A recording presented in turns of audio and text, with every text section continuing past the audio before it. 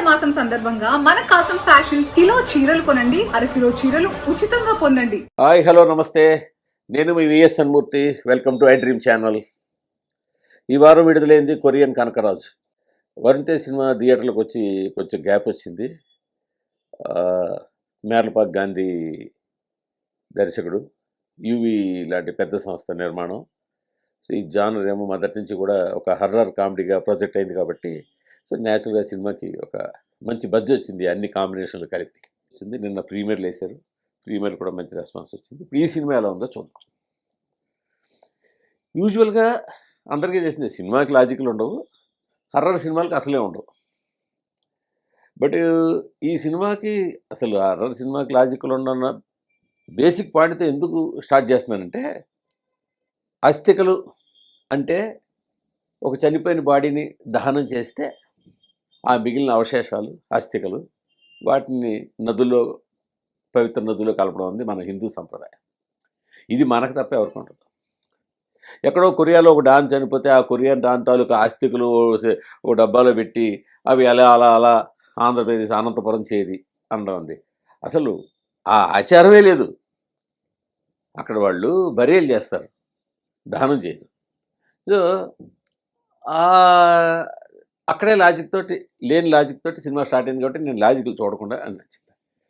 So ఒక mass character అనుకోకుండా ఈ అస్థికల పాత్రలో మద్యం కలుపుకుని తాగేయడం, దాంతో ఆ కొరియన్ ఆత్మ ఆ మాస్ క్యారెక్టర్ని ఆవహించడం, ఇంకా ఆ తర్వాత ఏం జరిగింది. నిజానికి ఇందులో ఉన్న ఒక కొత్త పాయింట్ ఏంటి అంటే, ఇన్నాళ్ళు మనం మన ఆత్మలు చూసాం, మన ఇండియన్ ఆత్మలో, మన తెలుగు ఆత్మలో మనం చూసాం.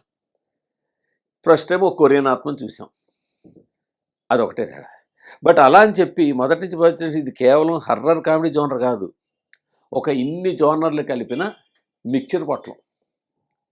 లవ్ స్టోరీ ఉంది, కామెడీ ఉంది, హర్రర్ ఉంది, ఓజీలాగా మంచి కొరియన్ యాక్షన్ డ్రామా ఉంది, మాఫియా స్టోరీ ఉంది, ఇవన్నీ చాలక అన్నా తమ్ముళ్ళ సెంటిమెంట్ ఉంది. సో ఇన్ని కలిపి బేల్పూరి తయారు చేసినట్టు కథ తయారు చేశారు. కథ కానీ దర్శకుడు చేసిందంటే ఈ కొరియన్ ఆత్మ అనే ఒక కొత్త పాయింట్ తప్ప సినిమాను కొత్తగా తీయడం తీయలేపాడు. సినిమా పరమ రొటీన్గా స్టార్ట్ అవుతుంది. హీరో పరిచయం, హీరో మాస్ వ్యవహారాలు, హీరోయిన్తో ట్రాక్ లవ్లో పడడం, హీరోయిన్ వెనకాల ఎక్కువ ఎప్పటిలాగా వెంటబడడం, ఎలాగో అలాగా ఫ్లడ్ చేద్దాం చూడడం. ఇది పైగా అదంతా ఏముందంటే, ఇక్కడ పాయింట్ అంటే మనకు ముందే తెలుసు ఇది ఒక హర్రర్ కామెడీ, ఇందులో దెయ్యం ఉంది అని. సినిమా స్టార్ట్ అయిన తర్వాత ఎంత త్వరగా దెయ్యం ఎంటర్ అయితే మనం అంత త్వరగా ఆసక్తిగా సినిమాలోకి వెళ్ళిపోతాం. బట్ సినిమా అయిన తర్వాత అంత త్వరగా దెయ్యం దగ్గరికి వెళ్ళడు, దాంతో మన దృష్టి అంతసేపు అక్కడ ఉంటుంది. సో ఈ జరుగుతున్నేమో రొటీన్గా ఉంటాయి. ఈ జరుగుతున్న రొటీన్గా ఉండడం వల్ల, ఈ దెయ్యం క్యారెక్టర్ మీద మన దృష్టి ఉండడం వల్ల జనాలకి డ్రై సోది అనే ఫీలింగ్ వచ్చేస్తుంది. సో వన్స్ దెయ్యం క్యారెక్టర్ ఇంట్రడ్యూస్ అయిన తర్వాత అప్పుడు సినిమా కొంచెం సెటిల్ అవుతుంది. అంత టైం తీసుకోకుండా ఉంటే బాగుండేది డైరెక్టరు. మరి ఎందుకు అంత టైం తీసుకున్నాడు? పోనీ అంత టైం తీసుకోవడం వల్ల ఏమైనా ఉపయోగం సాధించాడా? ఒక మంచి లవ్ స్టోరీ ట్రాక్ పెట్టి మంచి ఒక డిఫరెంట్ లవ్ ట్రాక్ చేశాడా అంటే అది కూడా లేదు. పోనీ డిఫరెంట్ కామెడీ ట్రై చేయలేదు.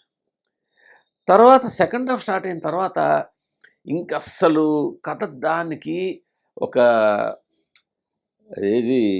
స్టీరింగ్ కంట్రోల్ తప్పితే కారు ఎలా వెళ్ళిపోతుంది అని ఇష్టం సైడ్ వెళ్ళిపోతుంది కదా చివరిదాకా. సో ఈ టోటల్ సినిమాకి ఉన్న సేవింగ్ గ్రేస్ ఒకే ఒకటి, సత్య కామెడీ టైమింగ్.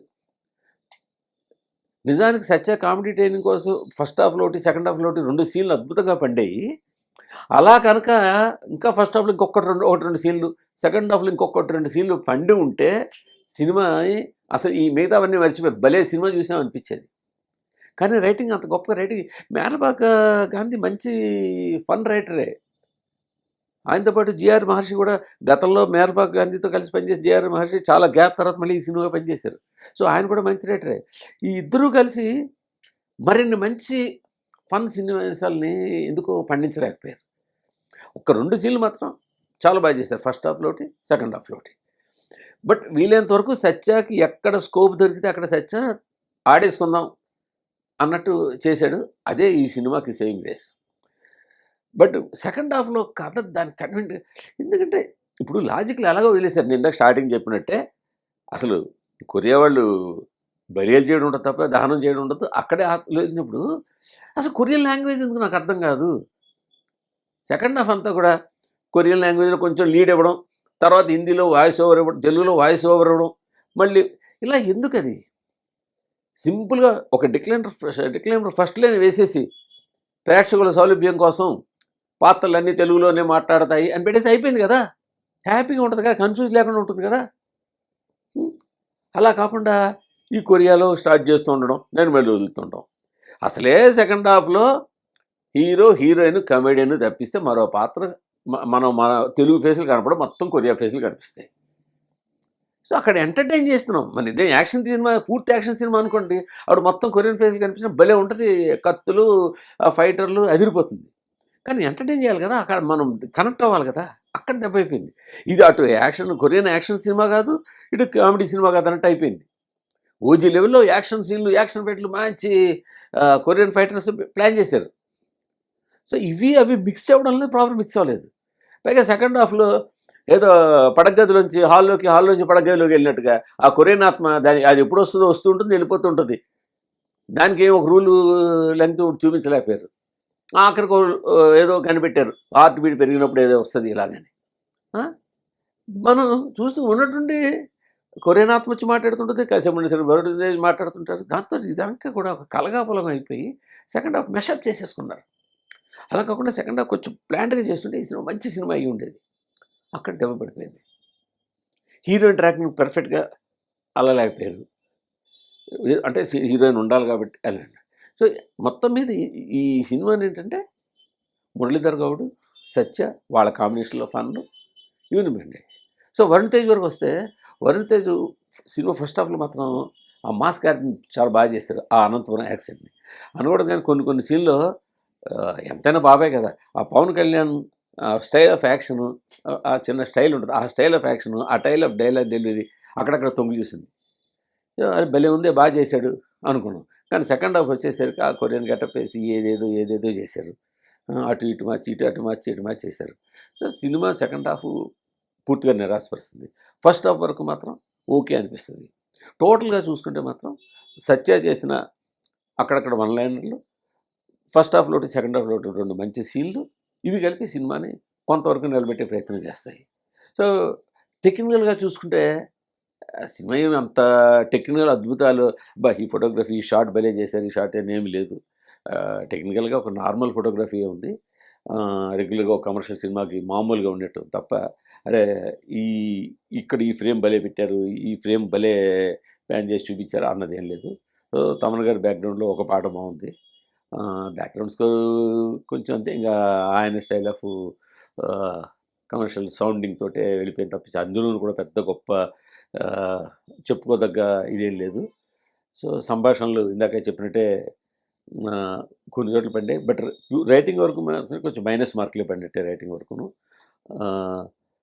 మిగతా ఫీల్డ్స్ చూస్తుంటే, ప్రొడక్షన్ వాల్యూస్ చూస్తుంటే డబ్బులు ఖర్చు పెట్టారు. ఎందుకంటే ఇక్కడ అన్నదపురం తీశారు, కొరియాలో మ్యాక్సిమం షెడ్యూల్ అంతా కొరియాలో చేశారు, కొరియన్ యాక్షన్ సీన్లు, కొరియన్ పెద్ద హ్యూజ్ సెట్టింగ్స్ ఇవన్నీ చేశారు.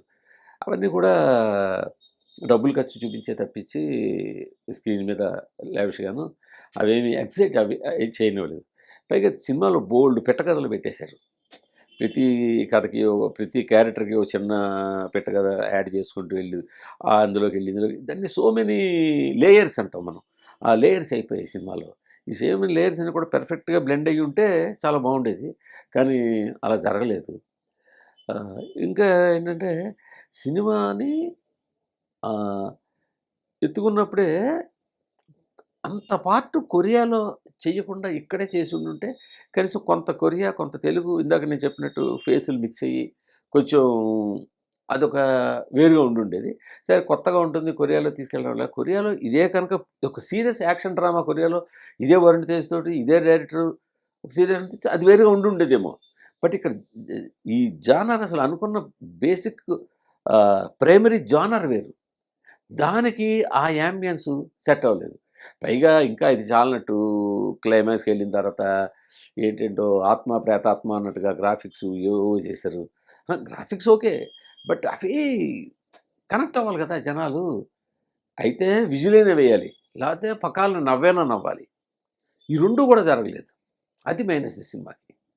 సో మొత్తం మీద ఆ సినిమా ఎందుకో సెకండ్ హాఫ్ ఒక ఫ్లోలో వెళ్ళలేదు, దాని చిత్తానికి అది వెళ్ళిపోయింది. సో ఈ మధ్యన ప్రేక్షకులు పోస్ట్ కోవిడ్ తర్వాత ప్రేక్షకులు చాలా నిర్దాక్షిణ్యంగా తయారయ్యారు. ఏంటి ఏం మాత్రం బాగాలేకపోయినా ఓటీటీలో చూస్తాను. ఈ మధ్యన జస్ట్ అంటే ఒక రీసెంట్ 3 months పాస్ట్గా ఏం నడిచిందంటే ఎక్స్క్యూజ్ చేస్తున్నారు. అట్లీస్ట్ ఫస్ట్ హాఫ్ బాగుంది, సెకండ్ హాఫ్ బాగాలేకపోయినా పర్లేదు, ఫస్ట్ హాఫ్లో కొంచెం బాగుంది, సెకండ్ హాఫ్లో బాగున్నా పర్లేదు అంటే above average to above average ఉంటే చాలు మేము సినిమా చూస్తాం థియేటర్కి వచ్చనే లిబరల్ మెంటాలిటీకి ప్రేక్షకులు వచ్చారు. సో అది నిజంగా టాలీవుడ్కి అదృష్టం. ఇటీవల సినిమాలు చాలా సినిమాలు అవే ప్రూవ్ చేసాయి. బట్ ఇప్పుడు ఈ సినిమా అబోవ్ యావరేజ్ స్టేజ్కి చేరిందా, యావరేజ్ ప్రేక్షకులు ఎలా దీన్ని కరుణిస్తారన్నది మనం రన్ చూస్తే కానీ చెప్పలేము. బట్ సినిమాగా అయితే మాత్రం 100% డిసప్పాయింట్ చేసింది Korean corporate. Thank you. And for more videos, Please subscribe to iDream. Please subscribe to iDream. Please subscribe iDream. And please subscribe to iDream. For more videos, subscribe to iDream. please like, share and subscribe to the channel. Congratulations, iDream. subscribe to iDream. Subscribe to iDream.